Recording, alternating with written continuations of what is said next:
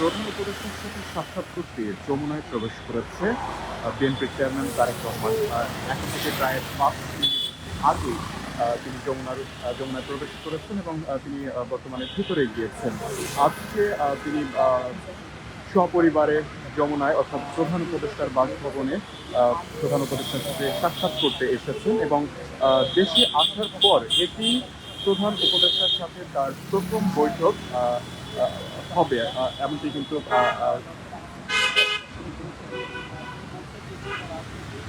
ইতিমধ্যে তিনি প্রধান উপদেষ্টার বাসভবন যমুনাতে প্রবেশ করেছেন। এখন থেকে প্রায় 5 মিনিট পূর্বে মূলত তিনি যমুনার উদ্দেশ্যে প্রবেশ করেছেন এবং সপরিবারে তিনি মূলত আজকে প্রধান উপদেষ্টার সাথে সাক্ষাৎ করতে এসেছেন। দর্শক, একটু জানিয়ে রাখতে চাই যে তিনি গত 25 ডিসেম্বর প্রায় দীর্ঘ 17 বছর পরে দেশে এসেছেন এবং দেশে আসার পরে এটি প্রথম তিনি প্রধান উপদেষ্টার সাথে বৈঠক করতে যমুনার উদ্দেশ্যে এসেছেন। তবে কি উদ্দেশ্যে তিনি এই প্রধান উপদেষ্টার সাথে সাক্ষাৎ করবেন সেটি যদিও এখনো আনুষ্ঠানিকভাবে জানা যায়নি। তিনি সাক্ষাৎ করার পরে হয়তোবা জানানো হবে যে তিনি কেন প্রধান উপদেষ্টার সাথে সাক্ষাৎ করতে এসেছেন বা কি কি বিষয় নিয়ে তার সাথে কথা হয়েছে।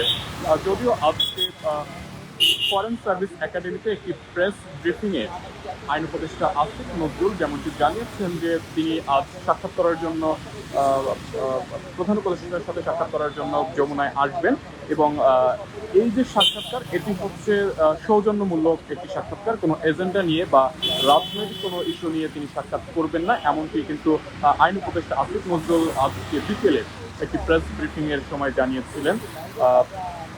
অর্থাৎ সৌজন্য সাক্ষাতের কথা তিনি বলেছেন। তো ইতিমধ্যে তারেক রহমান যমুনায় এসে পৌঁছেছেন এবং কিছুক্ষণ পূর্বে তার যে গাড়িবহর সেটি কিন্তু যমুনার ভেতরে প্রবেশ করেছে এবং এরপরেই তাদের সাথে যে প্রধান উপদেষ্টার সাথে সাক্ষাৎ সেটি তারা করার উদ্দেশ্যে কিন্তু যমুনার ভেতরে প্রবেশ করেছেন এমনকি কিন্তু আমরা দেখতে পাচ্ছি। ইতিমধ্যে এই যমুনার চারপাশে কিন্তু আমরা আইন শৃঙ্খলা বাহিনীর সদস্যদের উপস্থিতি লক্ষ্য করছি।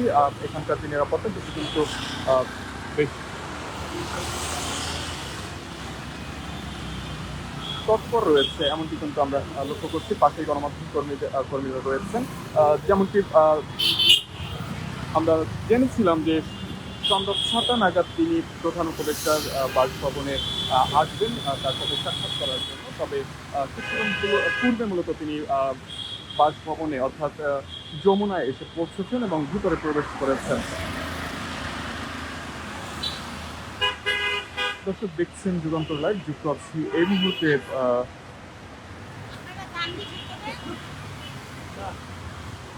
যমুনার সামনে থেকে দেখানোর চেষ্টা করছি তারেক রহমান প্রধান উপদেষ্টার সাথে সাক্ষাৎ করতে এসেছেন তার সবশেষ পরিস্থিতি সম্পর্কে। যদিও কোন ইস্যুতে তিনি সাক্ষাৎ করতে এসেছেন বা কি বিষয় নিয়েই বা তিনি প্রধান উপদেষ্টার সাথে কথা বলবেন এমন কোনো কিছুই আনুষ্ঠানিকভাবে জানানো হয়নি।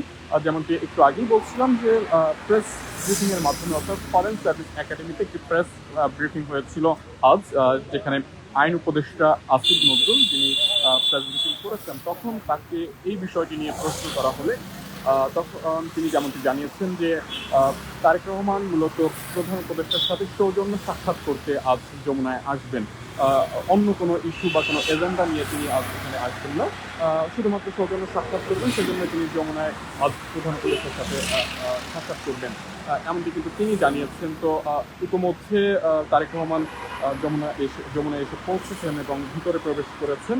পরবর্তীতে তার সাক্ষাৎ শেষে বের হলে হয়তো বা জানা যাবে যে তিনি কেন আজকে সাক্ষাৎ করার জন্য প্রধান উপদেষ্টার বাসভবনে এসেছেন এবং পাশাপাশি কী কী বিষয় নিয়ে প্রধান উপদেষ্টার সাথে তার কথা হয়েছে সেটা হয়তো বা তখন জানা যাবে।